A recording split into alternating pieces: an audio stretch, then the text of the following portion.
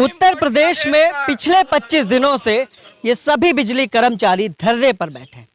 उत्तर प्रदेश की योगी सरकार एक और कहती है कि सबका साथ सबका विकास, लेकिन 603 कर्मचारियों की जो हालत है, जो यूपीपीसीएल में काम कर रहे थे, अपनी सेवा दे रहे थे, जिनकी नियुक्ति बड़े सलीके और तरीके से की गई थी, कई जांच पड़तालों के बाद की गई थी, उन्हें ये कह के निकाल दिया जाता है कि आप इस नौकरी के लायक नहीं हैं। जो योग्यताएं थी वो योग्यताएं आप पूरी नहीं कर रहे। लेकिन सबसे बड़ा सवाल यही है कि जब नियुक्ति दी गई थी तो आखिर किस आधार पर दी गई थी।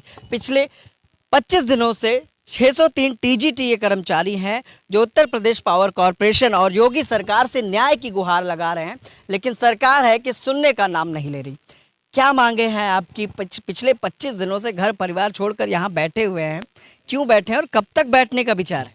सिर्फ और सिर्फ एक ही मांग है, सुप्रीम कोर्ट के आदेश के अनुसार उसके अनुपालन में हमें समायोजित कर लें, यही मांग है। इसके लिए सुप्रीम कोर्ट ने आयोग को आदेश दिया है, आयोग के लिए दिशा निर्देश दिए हैं कि सहानुभूति पूर्वक विचार करते हुए इन्हें समायोजित कर लेना चाहिए, यानी कि हम टीजीटीओ को समायोजित कर लेना चाहिए।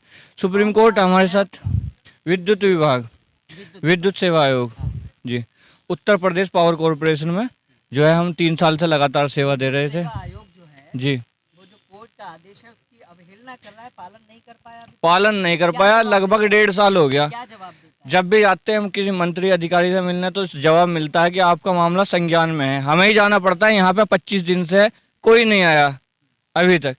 अपनी मनमानी चल रही है पूरी।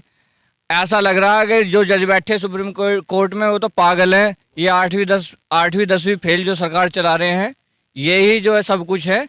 ये सुप्रीम कोर्ट में जज बनेगा कोई आदमी तो आप लोगों के हिसाब से क्यों निकाला गया? क्या कारण हो सकता है? एक CCC का मुद्दा बना था जी। हाई कोर्ट की सिंगल बेंच में ये कहा गया था कि CCC की समकक्षता निर्धारित करते हुए कि सूची जारी करी जाए, सिर्फ ये कहा गया था। उन्होंने हम बाहर कर दिए। हमने समकक्षता के आधार पे, एक RTI के आधार पे हमने CCC के समकक्ष कोर्स दिया था। किसी ने 1 साल का, किसी ने 2 साल का, किसी ने 6 महीने का बेसिक कोर्स होता है CCC एक।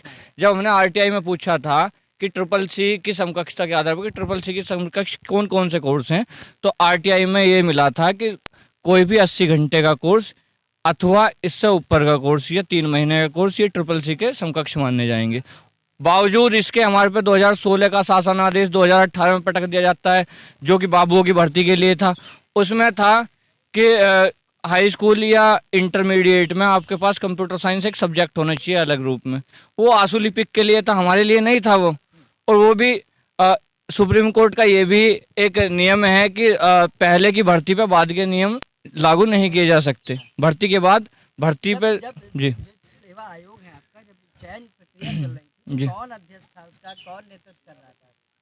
ये भाई साहब चलिए और भी लोगों से जानते हैं। हाँ, जब नियुक्ति दी गई तो किसके माध्यम से, कौन उसका अध्यक्षता कर रहा था, और कौन जो आपका उत्तर प्रदेश पावर कॉरपोरेशन सेवा आयोग है, चयन सेवा आयोग, कौन नेतृत्व करता था जिसके नेतृत्व में भर्तियां कराई गई थी? देखिए, उस समय विद्युत सेवा आयोग के अध्यक्ष जो आज के वर्तमान में उत्तर प्रदेश पावर कॉरपोरेशन के डायरेक्टर श्री AK पुरवार जी हैं। उस समय जब हमारी नियुक्ति हुई तो उस समय विद्युत सेवा आयोग के अध्यक्ष श्री AK पुरवार जी थे और विद्युत सेवा आयोग के सचिव श्री GC द्विवेदी साहब थे। जब 7 अक्टूबर 2017 को सिंगल बेंच का जजमेंट आता है और उसमें कहा जाता है कि अगर आपने समकक्षता डिसाइड नहीं किया है तो समकक्षता डिसाइड करते हुए दोबारा सूची जारी करें, तो ये 29 जनवरी 2018 को 7 अक्टूबर 2017 के जजमेंट को 29 जनवरी 2018 को एक BOD करके ये समकक्षता डिसाइड करते हैं। और 29 जनवरी 2018 से लेकर के 3 मई 2018 तक इस बीच में हमें यह सूचना नहीं दी जाती है कि समकक्षता क्या डिसाइड की गई है। अगर ये सूचना उस समय हमको दे दी गई होती विद्युत सेवा आयोग से द्वारा या उत्तर प्रदेश पावर कॉरपोरेशन के द्वारा, तो हम अपना पक्ष बहुत पहले जो है वो माननीय हाई कोर्ट के डबल बेंच में रख लेते और हमें स्टे भी मिल जाता और हमारी नौकरी बहाल रहती। लेकिन इन लोगों ने बहुत ही, इनकी मंशा और नियत ठीक न होने के नाते इन लोगों ने इतनी गोपनीयता रखी कि हमें किसी स्तर पे सूचित तक नहीं किया गया कि हमारे साथ नौकरी किस सरकार ने देने का काम किया था? सपा सरकार थी उस समय 2014 में। देखिए सर, मैं ये कहना चाहूँगा कि माननीय ऊर्जा मंत्री जी के दिमाग में एक चीज़ घर कर गई है कि हम सपाई हैं।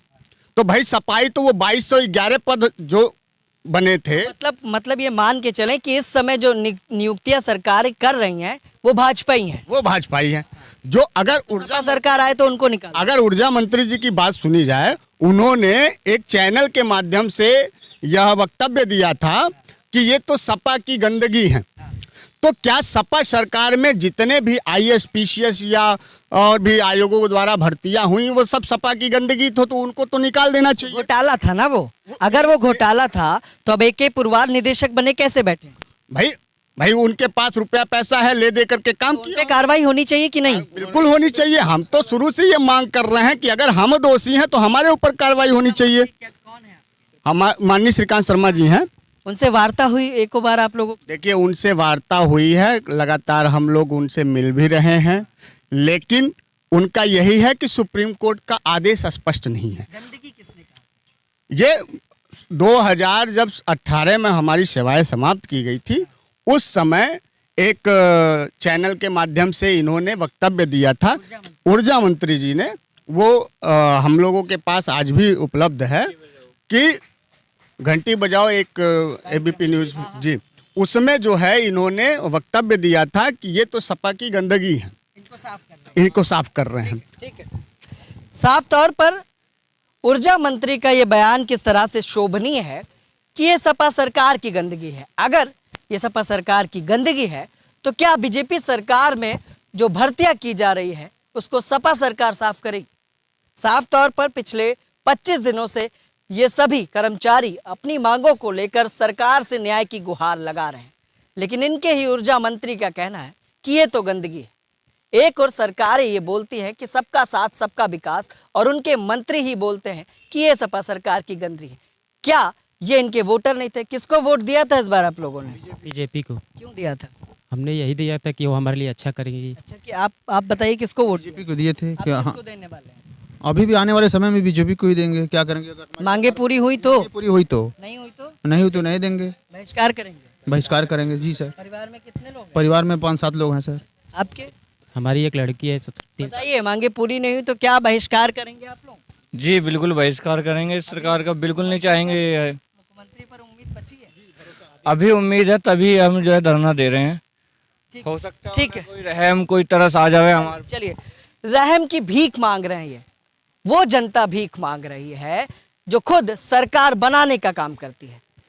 ये कैसी सरकारें बन गई हैं जो उत्तर प्रदेश की जनता से ये कहकर आई थी सत्ता में कि सबका साथ सबका विकास, लेकिन सत्ता में आते ही उनका असली रंग दिखना शुरू हो गया। 22 का चुनाव सर पर है। अब देखना यह है कि उत्तर प्रदेश की जनता आखिर किस समझदारी से काम लेगी, और क्या इनका जो भरोसा है उत्तर प्रदेश के मुख्यमंत्री पर, क्या वो रंग लाएगा। जिस तरह से ऊर्जा मंत्री का बेहुदा बयान आता है और उसके बाद भी मुख्यमंत्री इनकी मांगों पर विचार नहीं कर पाते। वहीं आपको बता दें, सबसे बड़ा ये सवाल है कि उत्तर प्रदेश पावर कॉरपोरेशन न्यायालय के आदेशों की अवहेलना कर रहा है और न्यायालय ने क्या कदम उठाए। सहयोगी शहर के साथ मैं विक्रम, लखनऊ से।